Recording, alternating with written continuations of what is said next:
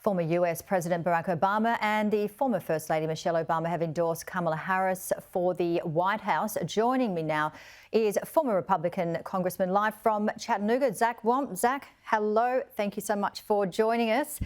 Yes, it's a big couple of weeks since we've last spoken, but in terms of Kamala Harris, do you think she is the best person to lead the Democrats? Probably not, but they got stuck. They really couldn't throw her overboard, and there was no enthusiasm around President Biden any longer, so he had no choice but to step away. Then the question is, can she create enough enthusiasm to make this a close race? I think, frankly, from 30,000 feet right now, if she does really well, it could be close. If she performs like she has in the past, this could be a coast-to-coast victory for Donald Trump. He's still the decided favorite. She has generated quite a bit of enthusiasm and fundraising, but that's because the Democratic base has coalesced around her. You talked about the last few big Democrats like President Obama getting behind her. So she's closed ranks quickly, but she didn't perform well as a candidate the last time she was a presidential candidate. We shall see. I do think it will close some in the fall, but I think right now President Trump is the decided favorite to serve another term. And what are some of the major issues that we need to look out for? Yeah, they're looking at issues that actually create enthusiasm and intensity among the electorate. Crime, immigration, inflation, and gender in middle America are issues that will cause people to go and vote. And on all those issues, they favor Trump. I was with Frank Luntz, who's a noted pollster and analyst. He runs these focus groups in this country. I was with him in Washington earlier this week, and he told me that Republicans are going to win everything unless Donald Trump just can't control himself again. I mean, it's really up to, isn't it amazing that one person's temperament will determine the direction of our nation, and in fact, the free world in many ways, because if he just can't control himself again, the independents might shift back.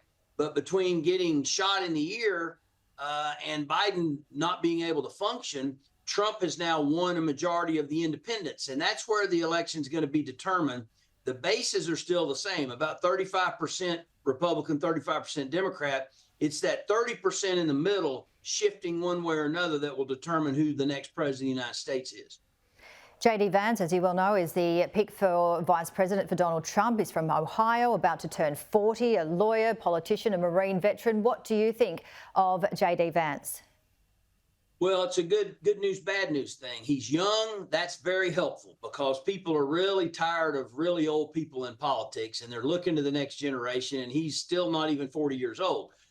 He's been successful. He is articulate, but he's very much like President Trump. So it doesn't broaden the appeal of the ticket whatsoever. If he'd have chosen Marco Rubio, he would have had this Latino appeal. So what it is really is a sign of either confidence or overconfidence by choosing him, because he really adds very little to the ticket. Ohio used to be a swing state, but it's now a Republican state. The big swing states are Pennsylvania, Wisconsin, Michigan, and Nevada. As those four states go, probably the election will go. And what about Kamala Harris's pick? Who do you think she will choose, and why? So because Pennsylvania is one of those swing states, my money would be on Governor Josh Shapiro of Pennsylvania. It's an interesting thing because he's a Jewish man. That's been a big debate here. Netanyahu was here this week. That might offend some of the Muslim population, for instance, in Minnesota or Michigan. But he's been a very effective governor, and I think he's a formidable candidate. And he's also younger.